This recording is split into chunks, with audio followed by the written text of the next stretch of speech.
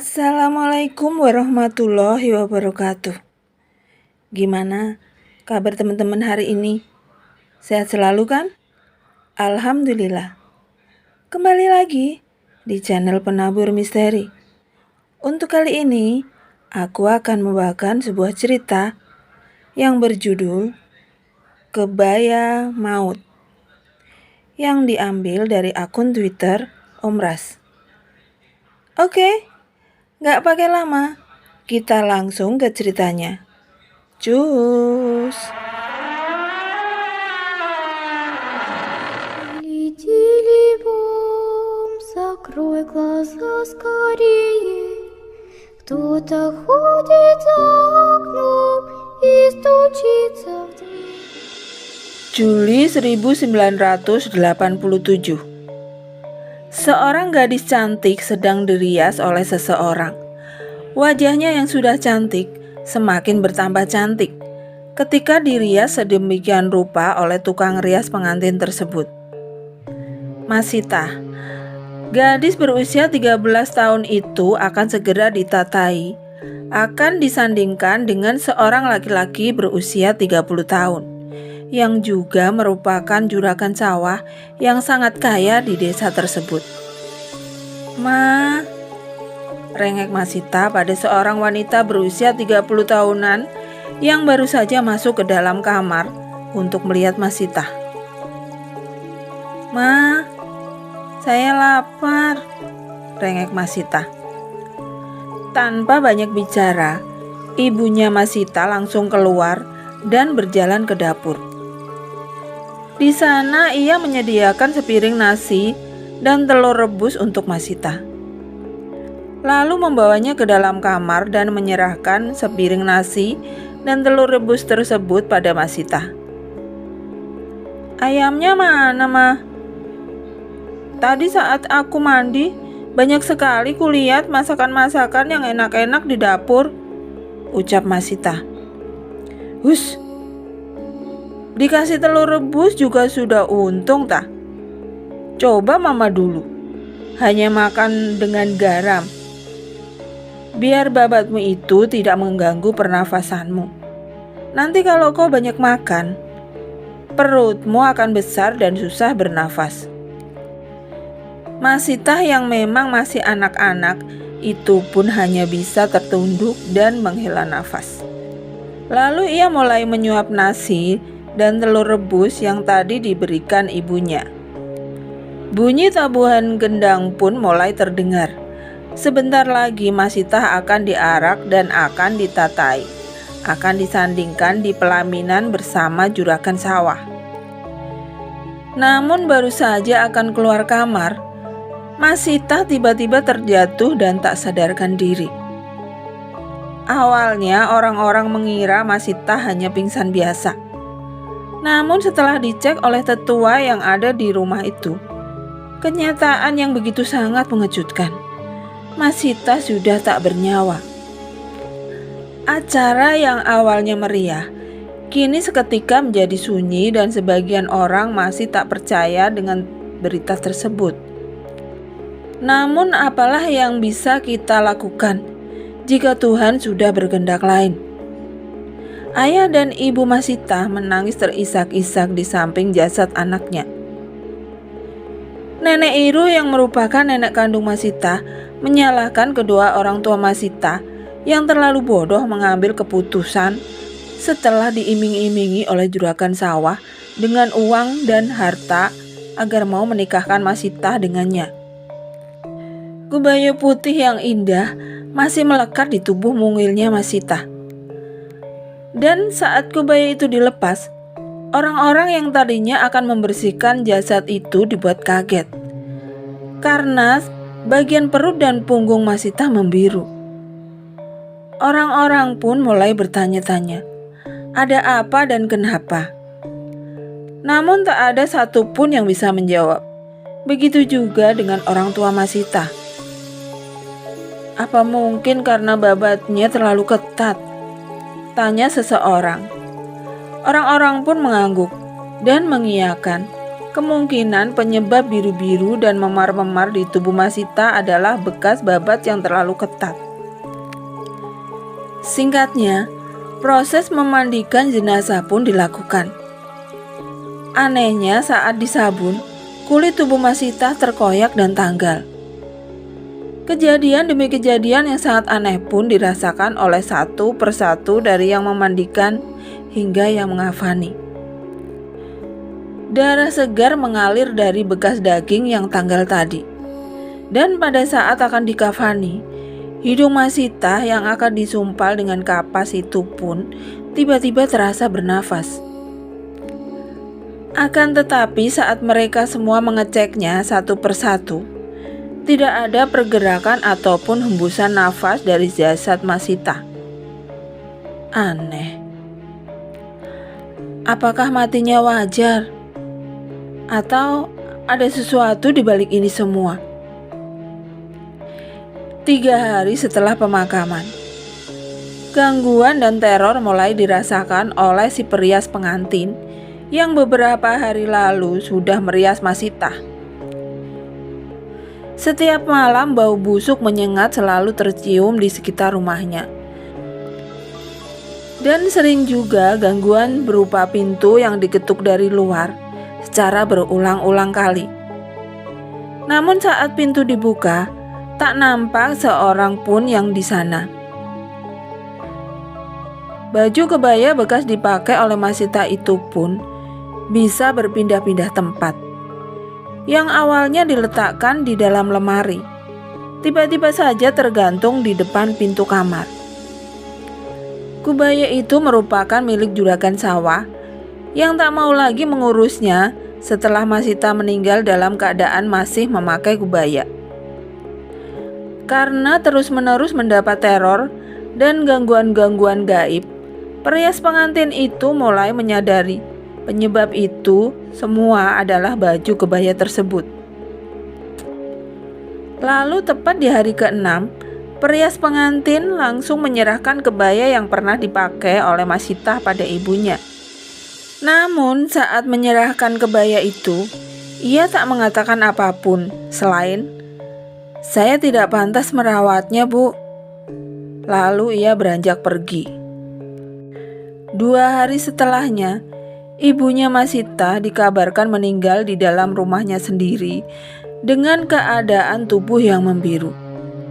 Dugaan warga, ibunya Masita telah digigit ular berbisa karena seperti ada bekas gigitan di kakinya. Tapi itu hanya dugaan, belum dipastikan kebenarannya. Karena pada masa itu, mereka tidak mengenal yang namanya otopsi. Dan semenjak kabar ibunya Masita meninggal, perias pengantin masih dengan kepercayaannya yang sangat kuat bahwa kebaya itulah penyebabnya. Ia menceritakan semuanya yang pernah ia alami semenjak kebaya itu ada di tangannya, lalu mengaitkan kematian ibunya Sita dengan kebaya tersebut. Namun tak ada satupun warga yang percaya, karena hal itu dianggap tidak masuk akal. Bertahun-tahun kemudian, tepatnya di tahun 2000, seorang gadis bersama ibunya tengah memilih-milih kain kebaya untuk dibuat baju kebaya pengantin yang akan digunakan untuk pernikahan anak gadisnya tersebut. Dan setelah mendapat warna yang cocok dengan seleranya, Sarah langsung mengajak ibunya ke rumah tukang jahit yang tidak begitu jauh dari pasar. Singkat cerita, keduanya pun sampai di rumah tukang jahit tersebut. Sarah mengeluarkan kain kebaya yang akan diukur dan dijahit oleh si ibu tukang jahit. Saat asik mengobrol-ngobrol, mata Sarah tertuju pada sebuah kubaya cantik yang tergantung pada sebuah kastok kayu. "Kalau kubaya itu milik siapa?" tanya Sarah seraya menunjuk. Si ibu tukang jahit itu terdiam sesaat. "Dulu, kubaya itu milik orang kaya di kampung sebelah. Istri mudanya meninggal saat akan disandingkan dengan juragan itu. Dulu kebaya tersebut sempat dirawat oleh ibunya. Namun ketika ibunya meninggal, kebaya itu dijual oleh ayahnya kepada saya. Lalu kemudian kebaya itu yang merawatnya hingga sekarang. Cerita si ibu tukang jahit yang membuat Sarah melongo. Meninggal karena apa? Tanya Sarah yang mulai penasaran. Katanya karena babat yang digunakan terlalu ketat, jawab si ibu. Masa sih? Hanya karena menggunakan babat yang ketat jadi meninggal? Padahal babat itu sendiri kan memang sudah seharusnya dipasang dengan ketat, ujar Sarah. Mungkin karena pengantin wanita itu masih berusia belasan tahun, yang pastinya tidak terbiasa dengan babat. Hanya itu yang saya tahu. Sarah dan ibunya pun pulang. Di rumah, ternyata Rian, calon suaminya Sarah, telah menunggunya. Pemuda berusia 20 tahunan itu membawa sekeranjang buah-buahan untuk keluarga Sarah. Raut wajah Sarah yang seketika berubah cerah melihat calon suaminya itu. Ia pun melupakan tentang cerita dari si tukang jahit tadi. Mereka berdua asik mengobrol sampai pukul 4 sore. Lalu setelah itu, Sarah mandi dan berpakaian, bersiap-siap untuk sholat asar. Setelah selesai sholat, ia langsung ke dapur dan membantu ibunya menyiapkan makan malam. Dadar telur dari ikan pentet goreng dan juga rica-rica haililing tersedia di dalam piring. Nasi yang masih hangat mengepulkan asap. Sarah dan orang tuanya pun makan. Dan beberapa saat setelah makan, Sarah masuk ke dalam kamar. Tubuhnya terasa lelah dan matanya mulai mengantuk. Perlahan-lahan ia mulai terlelap. Di bawah sinar yang remang-remang, sesosok yang sangat mengerikan terlihat sedang memakan seseorang. Sarah yang melihat kejadian itu langsung berusaha lari, namun kakinya terasa sangat berat. Dan saat ia berteriak, suaranya seperti keluar, namun tertahan. Tiba-tiba saja sosok makhluk itu mendekat ke arah Sarah berdiri. Makhluk itu memiliki mata putih dan wajah yang sangat buruk menyeramkan. Makhluk tersebut membuka mulutnya dan mengeluarkan lidahnya yang sangat panjang, lalu menjelati wajah serta leher Sarah. Lidahnya terasa kasar ketika menyentuh permukaan kulit mulus milik Sarah. Sarah, ada apa nak? Panggil ibunya berusaha membangunkan Sarah yang saat itu matanya melotot ke atas dengan tatapan kosong. Serta tubuhnya yang mengejang tak bergerak. Dan sudut matanya mengalir air matanya. Sarah! Tiba-tiba Sarah seperti tersentak. Ia langsung menarik nafas. Sarah baru saja tersadar dari mimpi buruknya. Aku... ucap Sarah langsung menangis tak mampu meneruskan perkataannya. Kamu ketindihan? Ucap ibunya seraya memeluk Sarah. Ulun takutan mah. Sejak malam itu, Sarah semakin sering ketindihan saat tidur. Dan ketindihan yang ia rasakan semakin malam semakin bertambah menyeramkan. Bahkan membuatnya takut untuk menutup matanya. Walau ia sudah ditemani oleh sang ibu untuk tidur. Alhasil, mata Sarah seperti mata panda dan juga bengkak di sekitar area bawah matanya. Pagi itu, Sarah dengan ditemani ibunya berjalan ke rumah tukang jahit untuk mengambil pesanan jahitan baju kebaya pengantinnya. Sesampainya di rumah itu, rasa ketertarikan Sarah muncul secara tiba-tiba. Saat melihat baju kebaya bekas milik Masita dulu, yang masih tergantung rapi di tempat semula ia melihatnya. Aku juga ingin kebaya itu, tunjuk Sarah. Tukang jahit itu terdiam. Ia memandangi wajah Sarah yang terlihat berbeda dengan yang beberapa waktu lalu mengantar jahitan kepadanya. Kau yakin? Tanya tukang jahit. Maksudku, kebaya itu kan sudah lama. Tentu modelnya juga sudah tidak sebagus yang sekarang.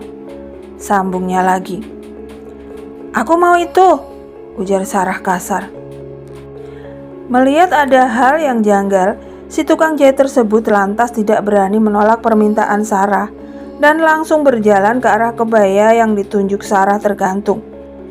Ia langsung melipat kebaya tersebut dan memasukkannya ke dalam kantong plastik hitam. Baiklah, kalau begitu kami pamit pulang dulu ya. Terima kasih, ujar ibunya Sarah sembari tersenyum dan menyalami si tukang jahit. Juga tidak lupa menyelipkan uang pembayaran di tangan tukang jahit yang masih menatapi Sarah. Setelah beberapa langkah meninggalkan rumah tersebut, ibunya Sarah bertanya pelan, "Memangnya kamu beneran suka dengan kebaya itu?" tanya ibunya Sarah. "Aku juga tidak tahu, Ma, kenapa aku menginginkan kebaya ini," jawab Sarah. "Sepertinya ada yang mengendalikan aku, Ma," lanjutnya lagi. "Mungkin itu hanya bawaan dari kamu yang kurang tidur," jawab ibunya lembut. Di ujung jalan ada sebuah bangunan kosong. Secara tidak sengaja, Sarah menengok ke dalam pagar. Dan beberapa meter di baliknya, ia melihat seorang gadis kecil berwajah pucat tengah memandanginya. Gadis kecil tersebut mengenakan baju kebaya yang sama dengan yang Sarah beli di tukang jahit. "Mah, anak itu mempunyai kebaya yang sama dengan yang kubeli tadi," ujar Sarah seraya menunjuk ke dalam pagar. "Mana, Sar?" tanya ibunya ikut mengintip ke dalam pagar. "Itu, Mah, anak perempuan yang berdiri di situ." "Tidak ada siapa-siapa, Sar." "Mau cari siapa, Bu?" tanya seseorang yang kebetulan lewat di sana juga. Setelah menjelaskan sedikit dengan apa yang dilihat Sarah, orang yang tadi bertanya itu pun menjelaskan sesuatu yang mengejutkan. "Itu bangunan kosong, Bu. Tidak ada siapa-siapa di sana. Tapi mungkin saja anak-anak di sekitaran sini bermain di sana, karena tempatnya cukup luas untuk bermain," kata orang tersebut. "Tapi anak itu memakai kebaya, tidak seperti anak-anak yang bermain pada umumnya," sahut Sarah. Orang itu hanya tersenyum, lalu berpamitan untuk meneruskan perjalanannya. "Sudah yuk, Sar, kita pulang saja. Orang itu benar. Yang kamu lihat tadi itu hanya anak-anak yang bermain. Jangan terlalu dipikirkan," ucap ibunya lalu menarik tangan Sarah agar berjalan mengikutinya. Malam itu, usai mencoba baju kebayanya, Sarah terjatuh tak sadarkan diri dan membuat panik semua orang. Orang tuanya dibuat ketakutan karena sudah 2 hari Sarah tak kunjung siuman. Berbagai cara mereka lakukan untuk menyadarkan Sarah dari pingsannya, namun tak ada hasil.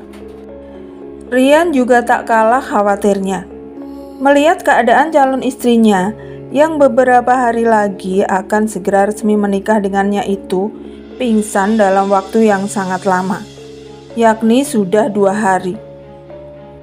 Di malam ketiga, mereka yang berjaga di dekat tempat tidur Sarah dikagetkan dengan tubuh Sarah yang tiba-tiba bergetar hebat dan mengejang. Kali ini tidak lama, hanya beberapa saat saja, dan setelahnya tubuh Sarah kembali diam. Mereka terus mencoba membangunkan Sarah, namun Sarah tak kunjung bangun. Menyadari ada hal buruk tengah menahan roh Sarah masuk ke tubuhnya, membuat Rian berniat untuk memanggilkan seorang guru di sebuah desa malam itu juga. Dan setelah berpamitan dengan calon mertuanya, Rian langsung pergi. Singkat cerita, malam itu juga sekitar pukul 11 malam, Rian kembali bersama seorang laki-laki berusia 40 tahunan yang menggunakan kopiah haji. Lelaki yang bernama Guru Imran itu diperkenalkan oleh Rian pada calon mertuanya. Lalu setelah berbasa-basi, Guru Imran kemudian meminta segelas air putih. Setelahnya, air itu didoakan dan disuruh untuk meminumkannya pada Sarah. Beberapa saat setelah meminum air tersebut, Sarah tiba-tiba terbangun. Namun tidak lama, ia kemudian ambruk lagi. Anak ibu ini sudah membawa sesuatu yang tidak baik ke rumah ini. Mereka sudah menguasai jasadnya, sementara rohnya masih berada di alam lain, yang mana hanya tinggal menunggu waktu. Rohnya tidak akan bisa kembali ke jasadnya, ujar Guru Imran. Pernyataan mengejutkan dari Guru Imran membuat emosi orang tua Sarah. Tidak mungkin, kau pasti mengada-ada, bentak orang tua Sarah. Guru Imran hanya tersenyum, lalu menyapukan sajadahnya yang ia bawa tadi ke wajah Sarah. Dan tiba-tiba Sarah membuka matanya. Bola mata putih pucat itu membuat takut siapapun yang melihatnya. Bibir Sarah menyeringai dan duduk layaknya seekor anjing yang siap menyerang. Siapa kau? Tanya Guru Imran. Balak, jawab Sarah dengan suara yang sudah sangat berbeda. Suaranya berat dan kasar. Dari bangsa apa kau berasal? Jin. Untuk apa tujuanmu merasuk ke dalam tubuh gadis ini? Untuk mengantarkannya pada gerbang kematian. Dia tidak bersalah. Untuk apa kau membunuhnya? Bukankah kalian sudah memiliki perjanjian untuk tidak menyakiti manusia? Ini perintah yang harus kulaksanakan. Siapa yang memerintahkanmu? Tuanku. Di mana tuanmu? Jin yang merasuk tubuh Sarah itu terdiam. Lalu beberapa saat kemudian, Sarah mulai mengamuk dan melemparkan orang tuanya hingga dinding rumah mereka jebol. Orang tua Sarah seketika langsung tak sadarkan diri. Rian berlari ke arah mertuanya dan berusaha untuk mengangkat tubuh mertuanya dan memindahkan ke tempat yang ia anggap aman. Sementara di dalam, Guru Imran masih menghindari serangan-serangan dari Sarah. Sebuah pisau yang terselip di dinding rumah Sarah, ia ambil dan melemparkannya ke arah Guru Imran. Lemparan itu tepat tertancap di bahu kiri Guru Imran. Allahu Akbar, aku berlindung kepadamu ya Allah, teriak Guru Imran seraya mencabut pisau yang menancap di bahunya. Suara tawa jahat keluar dari mulut Sarah. Guru Imran mulai membacakan ayat-ayat yang bisa melemahkan jin di dalam tubuh Sarah. Sarah mengerang dan mencoba menutup telinganya. Namun tajamnya bacaan doa itu seakan tak bisa untuk dicegah masuk ke dalam telinga Sarah. Melihat hal itu, Guru Imran semakin mendekat. Dan saat sudah berhadapan dengan Sarah, tiba-tiba Sarah terbatuk dan mengeluarkan gumpalan darah yang sudah menghitam. Disusul dengan seekor ular belang aneh berukuran kecil. Seiring dengan ular yang keluar dari mulutnya, Sarah langsung ambruk. Dan tanpa ragu, Guru Imran menangkap ular tersebut lalu membacakan doa dan meludahi si ular. Setelah itu, Guru Imran nampak terkejut ketika melihat kepala ular yang ia tangkap. Ia melemparkan ular kecil itu keluar dan menyuruh Rian untuk mengangkat tubuh calon istrinya untuk kembali dibaringkan di kasur.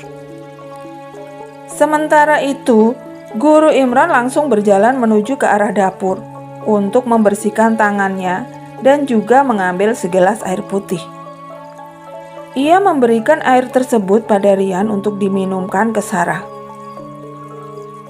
Orang tua Sarah pun sudah mulai siuman setelah tadi sempat terlempar menembus dinding.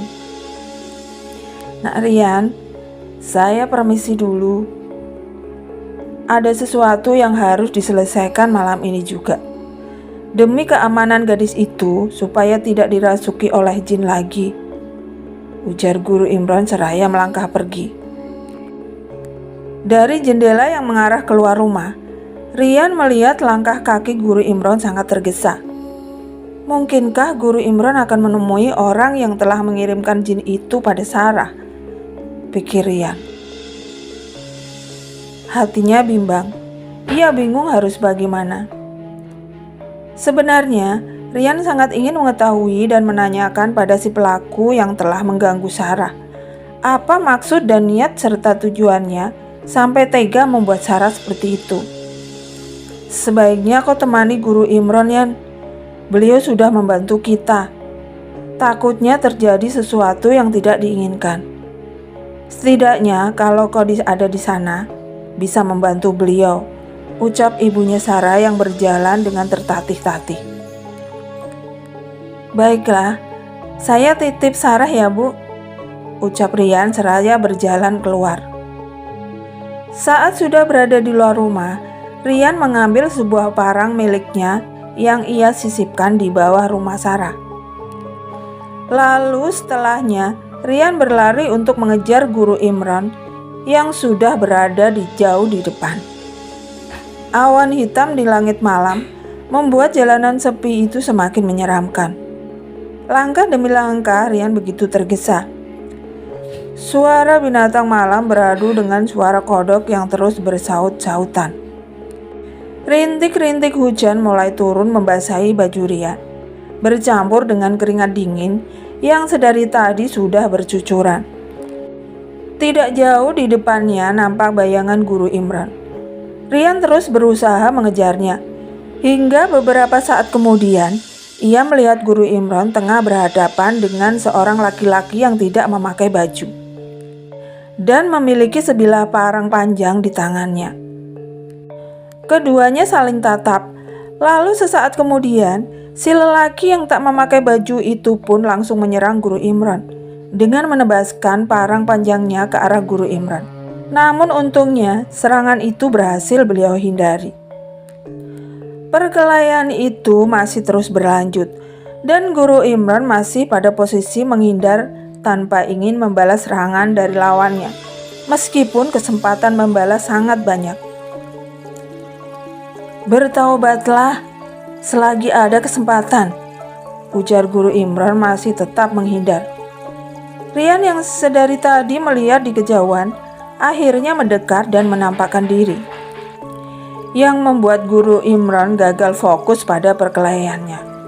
Dan trak, parang panjang musuh menembus bagian ketiaknya dan membuat darah segar merembes keluar dari luka dan mengucur ke tanah. Melihat Guru Imron sudah tersungkur kesakitan, si lelaki itu langsung menyerang Rian. Rian yang tak kalah emosi segera mencabut parangnya dari kumpang. Denting suara parang beradu di bawah guyuran hujan malam itu. Pertarungan antara Rian dan si lelaki misterius tersebut masih seimbang, tanpa ada yang terluka.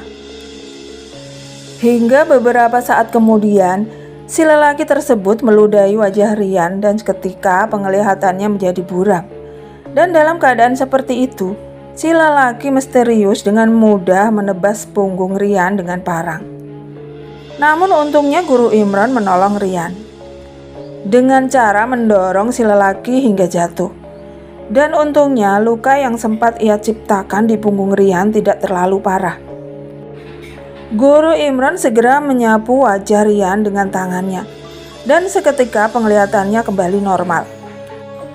Untuk apa kau kemari? Kedatanganmu bisa saja membuat kita berdua celaka, ujar Guru Imron. Maafkan saya, tapi saya juga ingin tahu siapa dalang di balik semua ini, kata Rian. Belum sempat menjawab, keduanya diserang oleh ratusan ular kecil yang berbisa. Guru Imron dengan perlahan duduk bersila dan mulai memanjatkan doa kepada Allah Subhanahu wa Ta'ala. Lalu memukulkan sesuatu yang ada di saku bajunya ke tanah. Dan hanya beberapa detik saja ular-ular itu lenyap entah kemana.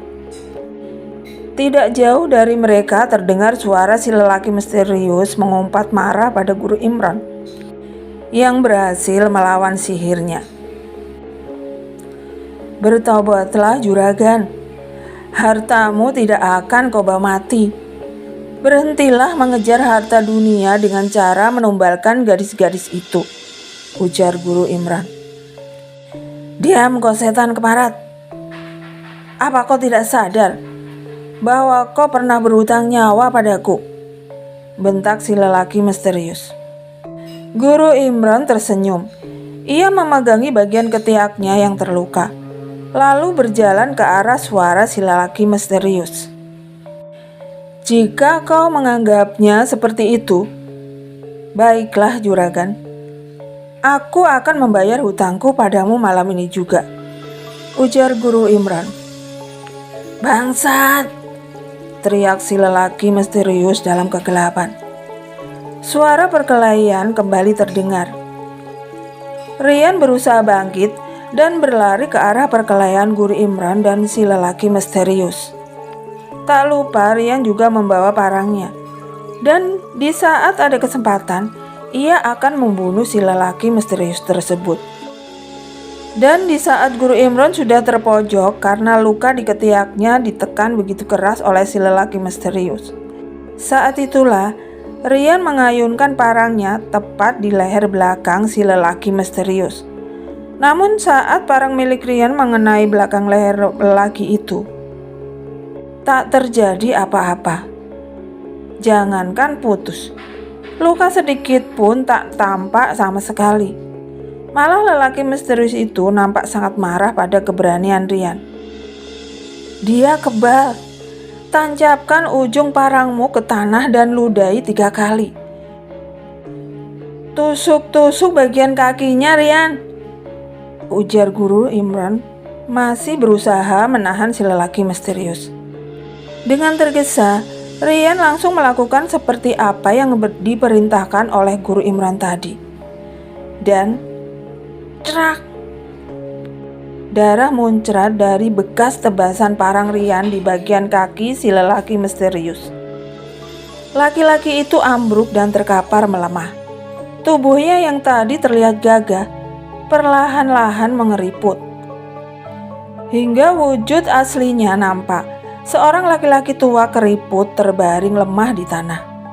Rian tertegun antara syok dan tak percaya dengan apa yang baru saja dia saksikan. "Dia," gumam Rian. "Ya, itulah dia yang sebenarnya.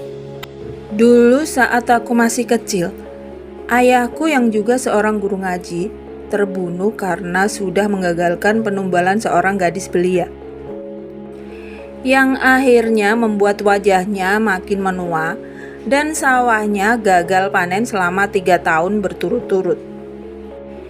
Ia membunuh ayahku dan ibuku tepat di depan mataku.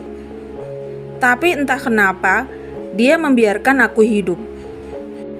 Sebenarnya tidak ada niat untuk kubalas dendam atas kematian orang tuaku, karena aku tahu itu tidak akan terjadi jika bukan kehendak dari Allah Subhanahu wa Ta'ala," ujar Guru Imran. "Lalu sekarang bagaimana? Kita akan disalahkan atas kematian orang ini," ujar Rian. "Kita urus jenazahnya dan akan kita makamkan dengan layak," jawab Guru Imran seraya terduduk dan terus memegangi ketiaknya yang terluka. Tak terasa azan subuh sudah berkumandang di kejauhan. Rian dan Guru Imran bersama-sama mengangkat jenazah si lelaki misterius untuk membawanya ke desa. Hari H pernikahan Sarah dan Rian pun berjalan dengan sempurna. Guru Imran juga hadir di tengah-tengah para tamu. Tak ada lagi kejadian-kejadian aneh atau apapun. Sementara baju kebaya itu masih Sarah simpan di dalam lemari. Dan beberapa tahun kemudian, kabar duka datang dari Guru Imran. Beliau dikabarkan meninggal dalam keadaan tertidur. Kebaikan dan jasa almarhum Guru Imran pada keluarga Sarah akan tetap diingat turun-temurun oleh anak ataupun cucu Sarah dan Rian kelak. Oke, sekian dulu ceritanya. Semoga dapat diambil pembelajaran dari kisah cerita ini. Nantikan cerita-cerita lainnya yang tentunya lebih seru dan horor. Dan jangan lupa yang belum subscribe dulu dan tekan tombol loncengnya agar tidak ketinggalan cerita-cerita dari channel ini. Matur nuwun. Wassalamualaikum warahmatullahi wabarakatuh.